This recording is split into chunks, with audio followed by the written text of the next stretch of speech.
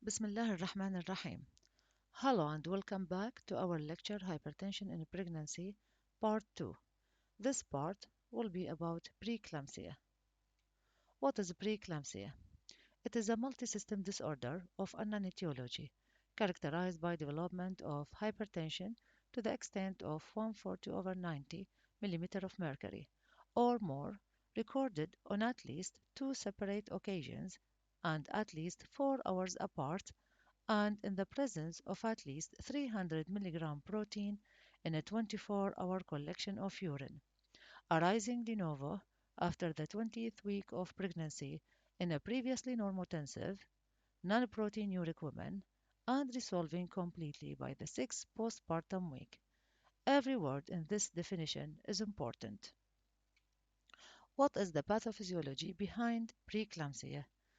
I want you to understand this picture first. These are chorionic villi. Chorionic villi are finger-like projections of the chorionic plate, which is extension to the chorion, which is the outer thicker layer that surround the fetus. These chorionic villi lined and surrounded by trophoblast cells of two types, syncytial trophoblast and cytotrophoblast. What are trophoblast cells? These cells form the outer layer of a blastocyte and are present few days post-fertilization. They provide nutrients to the embryo and develop into a large part of the placenta.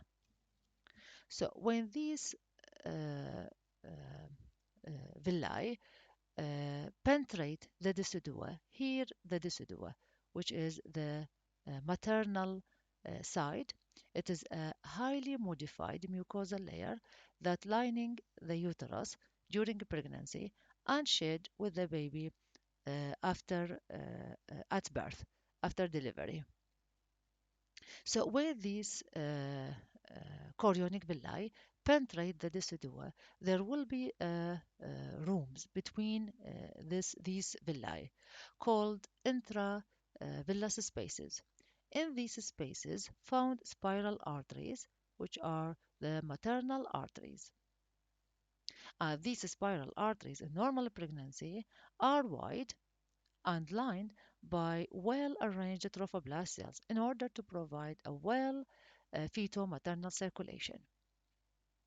In preeclampsia, these arteries are coiled and narrow and surrounded by not well-arranged trophoblast. That's why there will be poor fetal-maternal circulation and poor placental function. This slide shows you the factors that affect the normal placentation of a placenta. In stage 1 placentation, which occur in first and second trimester, there will be several factors that affect the placenta formation. These are immunological factors, genetic factors, and environmental factors. If there is imbalance or defect in these factors or one of them, this will lead to abnormal placenta formation in this period. That will affect the growth of the fetus. In the second stage of placentation, which occur in the third trimester, there will be another factors that will affect placenta formation and growth of a placenta.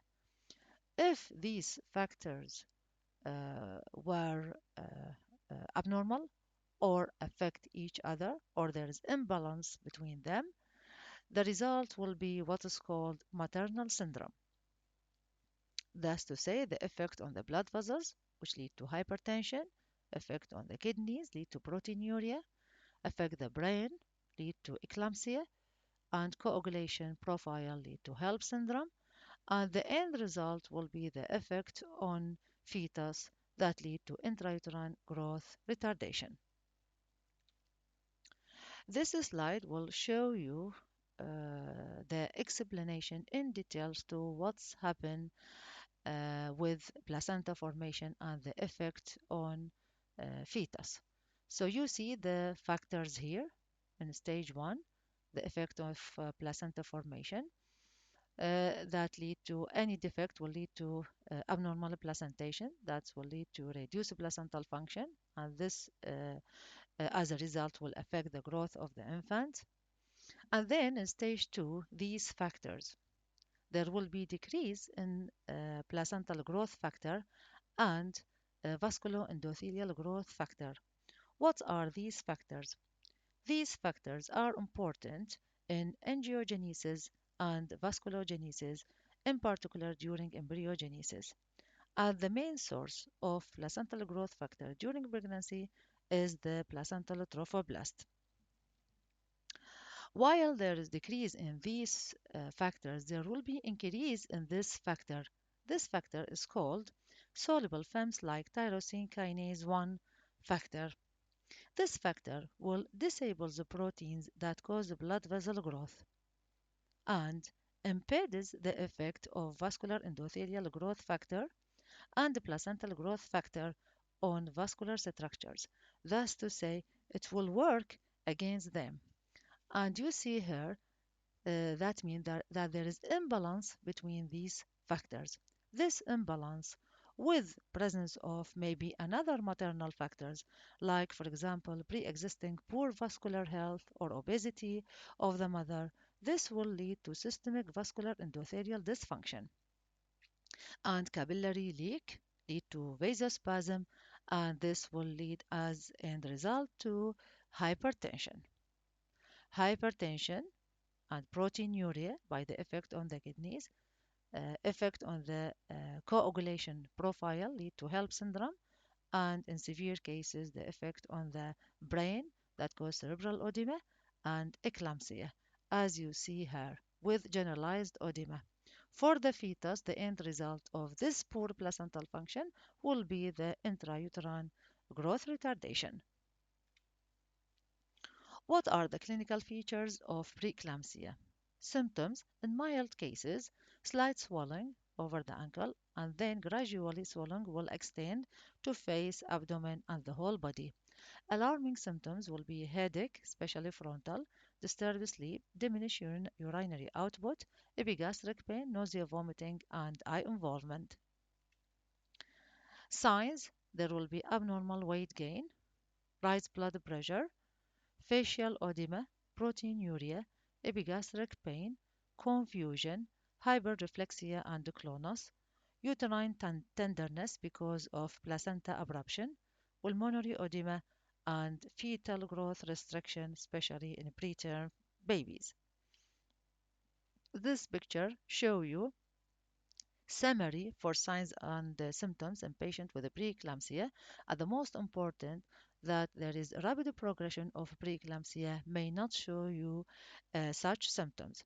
So you will not expect to see all the signs and symptoms in sequence, because sometimes the deterioration is very rapid that you will not see the consequence, and you may see directly, for example, the seizure, which mean the cerebral effect, and this is what is called eclampsia.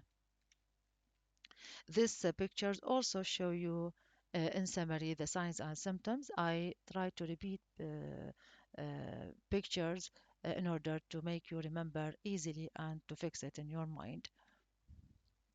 What are the investigations you will do in preeclampsia? CBC, complete blood count. You will see that HB is relatively high because of hemoconcentration, platelet low, thrombocytopenia, and if hemolysis occur, that means that the patient has HELLP syndrome. Coagulation profile, there will be mildly prolonged prothrombin time and activated partial thromboplastin time. Biochemistry, you will see that there will be increase in urate, increase in urea and creatinine, abnormal liver function test, and there will be increase in lactate dehydrogenase, which is the marker for hemolysis. There will be increase in proteinuria. In ophthalmoscopic examination, you will see sometimes retinal edema and retinal hemorrhage. For the fetus, you will do fetal monitoring by clinical examination, daily fetal click count, and you will do ultrasound for growth like Paramount and Doppler study. You will do CTG and biophysical profile for the fetal assessment of fetal well-being. What are the complications of preeclampsia? Maternal complications during pregnancy, maternal morbidity and mortality. Here you see the effect of severe hypertension on the heart and lungs. Eclampsia in 2% of cases, abruptio placenta, early separation of a placenta, renal impairment function, uh, eye involvement, preterm labor and its consequences, HELP syndrome, cerebral hemorrhage, hepatic failure, and acute respiratory distress syndrome. The worst one is disseminated intravascular coagulopathy, which is called DIC. This slide shows you one of the most important and commonest complications of preeclampsia, which is placenta abruption.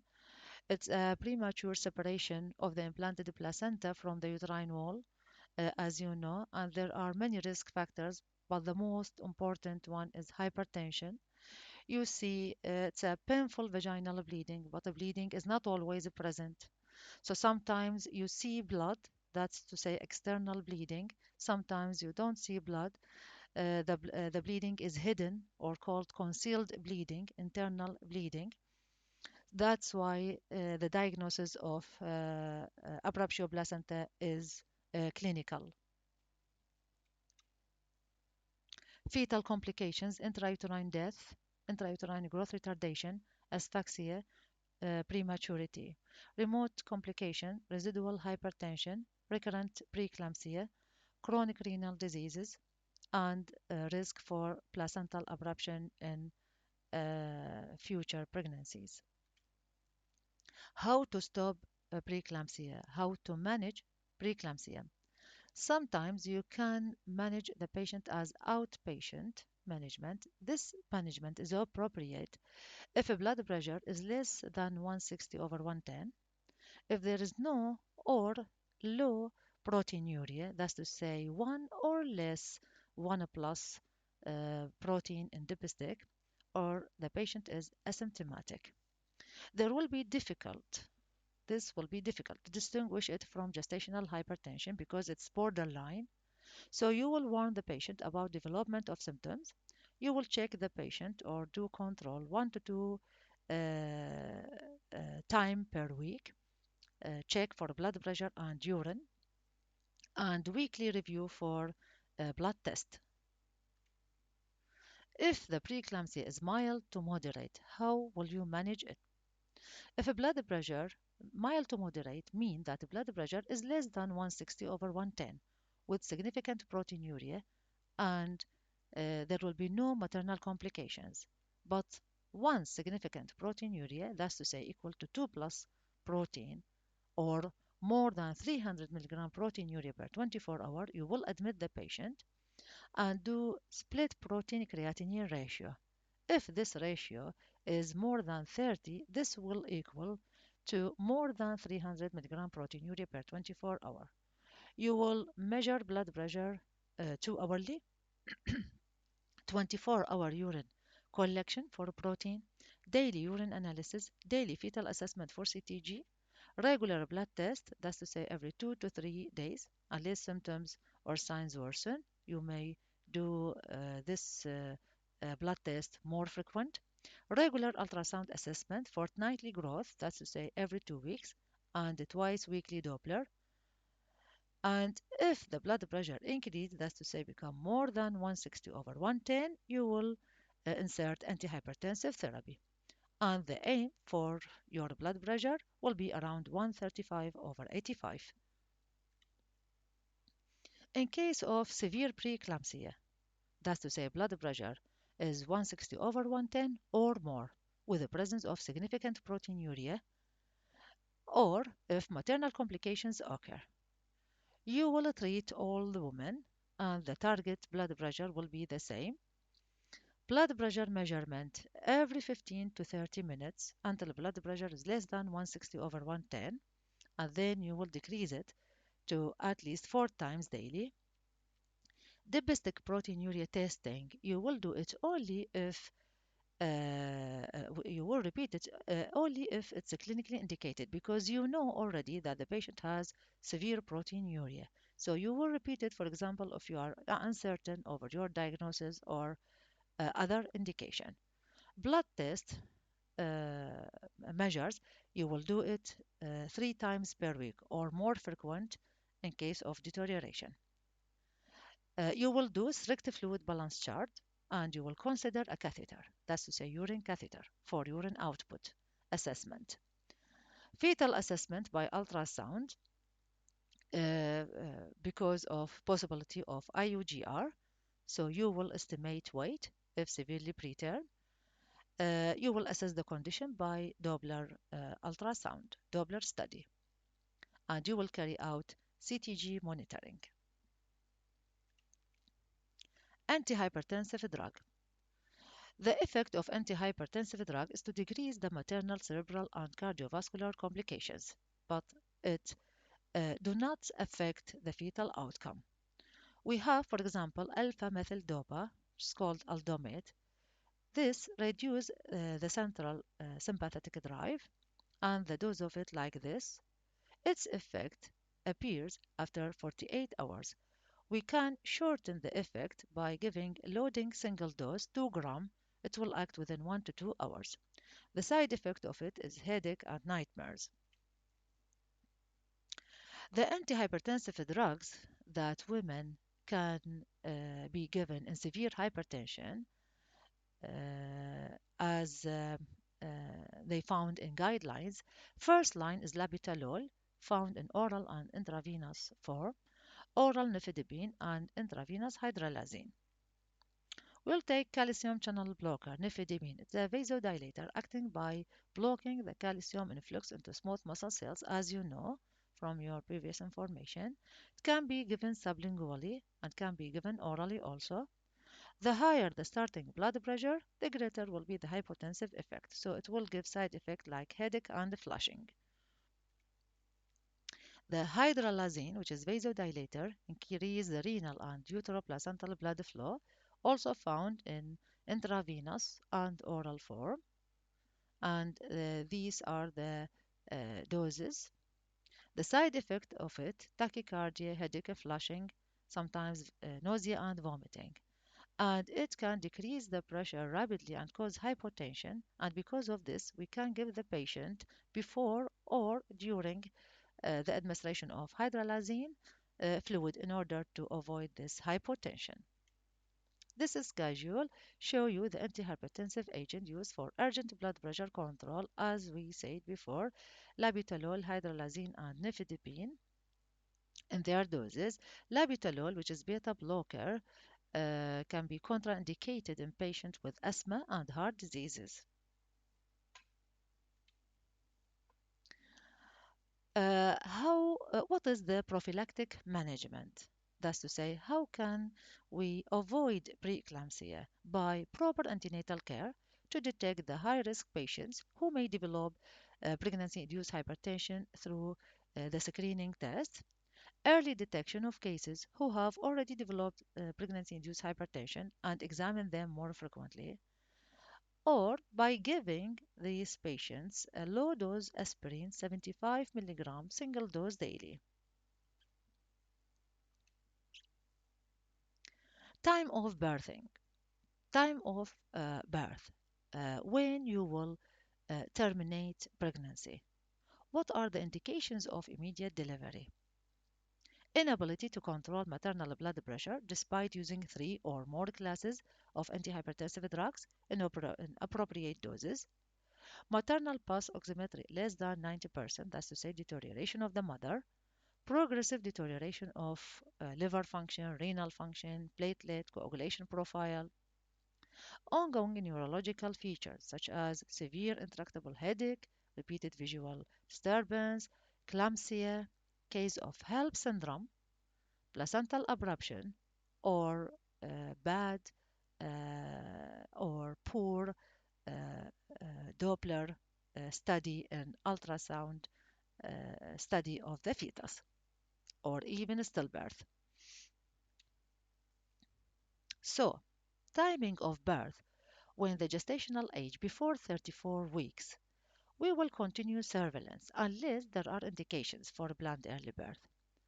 So we will offer magnesium sulfate on need and a course of antenatal corticosteroid for lung maturity. If the gestational age between 35 to 36 plus 6 weeks, we will continue surveillance unless there are indications for a planned early birth. When considering the option of a planned early birth, we must consider the woman's and baby's condition, risk factors such as maternal comorbidities or multifetal pregnancy, and the availability of neonatal unit beds. And we will consider also course of antenatal corticosteroids for lung maturity. If the gestational age is 37 weeks onwards, it's okay for initiation of labor within 24 to 48 hours. Intrapartum care during delivery, patient with preeclampsia. What we will do: close monitoring of the fetus is indicated, proper analgesia to the mother, antihypertensive may be given if needed, and the second stage of labor may be shortened with instrumental delivery. Methergine will be avoided because of risk of increased blood pressure. Postnatal investigations and monitoring. In women who did not take antihypertensive treatment and have given birth, measure blood pressure at least 4 times a day while the woman is inpatient, at least once between day 3 and 5. Start antihypertensive treatment if a blood pressure around 150 over 100 or higher. Ask the woman about severe headache, epigastric pain with each time you measure her blood pressure. In women with preeclampsia who took antihypertensive treatment and have given birth, we will measure blood pressure at least 4 times a day while a woman is inpatient, and then every 1 to 2 days up to 2 weeks after transfer to community care, that's to say to her GP doctor, or she is off treatment and has no hypertension. Continue antihypertensive treatment and consider reducing antihypertensive treatment if a blood pressure below 140 over 90 millimeter of mercury. And reduce it, you must reduce it. Consider reduce it antihypertensive treatment if a blood pressure falls below 130 over 80. If woman has taken methyl-dopa to treat preeclampsia during pregnancy, you will stop it within 2 days after birth. Why? Because of possibility and risk of postpartum depression. You will measure platelet count and liver function test about 2 to 3 days postpartum. Well, with this slide, I will finish my lecture, part 2. I would like to thank you very much. Thank you for your attention. I wish you good luck in your study, and goodbye.